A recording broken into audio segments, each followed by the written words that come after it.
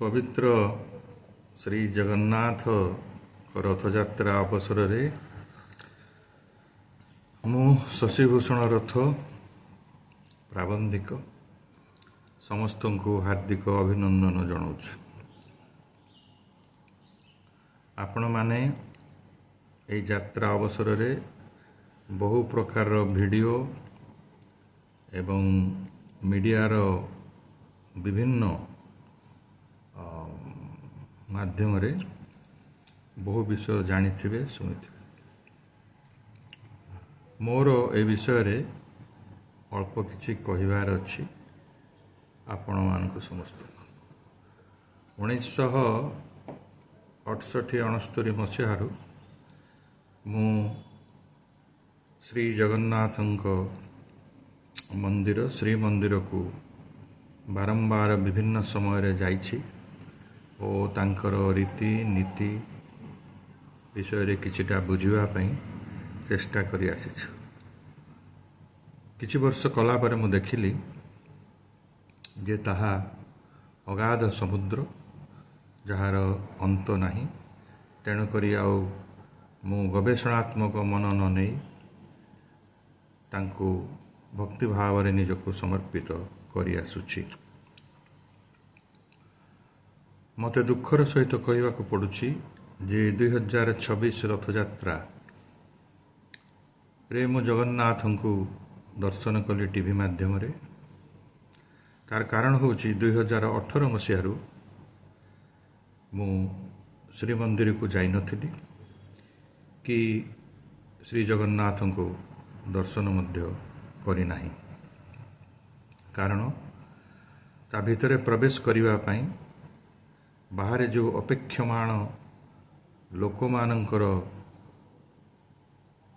अवस्था देखी मते द्वितीय विश्वयुद्धर गेस्टापो बा गैस चैम्बर कथा मने आसीथिला, जहाकू पुलिस जगी थांती एवं मझरे मझरे हाथ उठे देले गेट खोली देले मनीष माने पशु मान भलिया बाहर को बाहरी जाते दौड़ी कर विभिन्न अवस्था रे विभिन्न बयसर तापरे से मंदिर को प्रवेश करी श्री जगन्नाथ को दर्शन करने सुजोग पाती।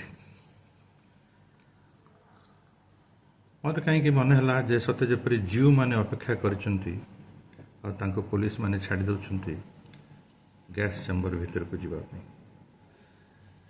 और बहु लोक मध्य प्रवेश करि पारु नथिले विभिन्न कटकणा पई मो आखि सामने।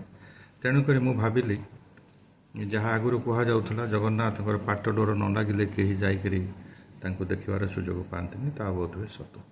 तेणुक यापर जब पाट डोर लगिब तेबे मु जीवी तांको दर्शन करी। ता पूर्वर हुए तो संभव न।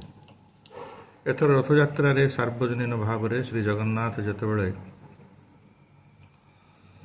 श्री मंदिर बाहरले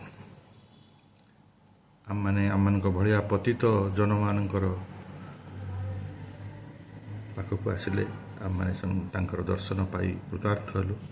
से समय मैं अनुभव कली जे जगन्नाथ श्री जगन्नाथ खुशी नाहांती। शह शह सेवायत माने सेवा करी चलीछंती। समस्ते तो सेवक। आजिकाली सेवार संज्ञा ही बदली गलानी। डाक्तर आउ सेवक नाहांती। बैंकर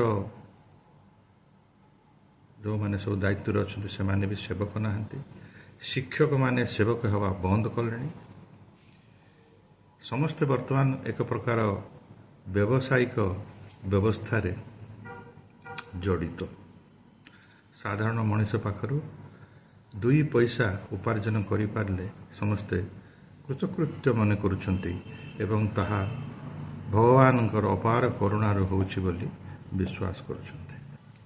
से जहा हो एथरर जो अवस्था मु देखिली वर्षांत राति श्री जगन्नाथ एवं साथी बाकी 3 विग्रह रथ उपरे कटेवा पानी गलुवा उपरू रथ उपरे कटेवा मो पाई भारी कष्टकर होइथिला। एवं ए प्रकार दुर्दशा मो आगरू केबे भी ये रथयात्रा समय ଅନୁଭବ କରିନାହିଁ। ଏକଦା ସମୟ ଥିଲା ବିଶେଷ ପାସ୍ ନେଇ କଡ଼ନ ଭିତରକୁ ଯାଇ ଶ୍ରୀ ଜଗନ୍ନାଥଙ୍କୁ ଦର୍ଶନ କରିବାର ସୁଯୋଗ ପାଇଛି ଜୀବନରେ। ରଥ ଉପରେ ମଧ୍ୟ ଯାଇ ତାଙ୍କୁ ଦର୍ଶନ କରିବାର ସୁଯୋଗ ପାଇଛି। ସେସବୁ ଆଉ ଆଶା କରିବା ବୃଥା। ତଥାପି ଶ୍ରୀ ଜଗନ୍ନାଥଙ୍କର ମୁଖରେ ଯେଉଁ ଭାବ, ତାହା ଆନନ୍ଦର ଭାବ ନଥିଲା, ଆଶୀର୍ବାଦର ଭାବ ନଥିଲା। ତେଣୁକରି ମୁଁ ଅପେକ୍ଷା କରିଛି ଆଗାମୀ ଦିନମାନଙ୍କୁ ଯେଉଁଥିରେ କି ସେ ଆମମାନଙ୍କ ସମସ୍ତଙ୍କୁ ଆଶୀର୍ବାଦ ହିଁ କରନ୍ତୁ ଆଉ ଆମମାନଙ୍କ ଉପରେ କୌଣସି ପ୍ରକାର ରୋଷ ନ ରଖନ୍ତୁ। ଧନ୍ୟବାଦ।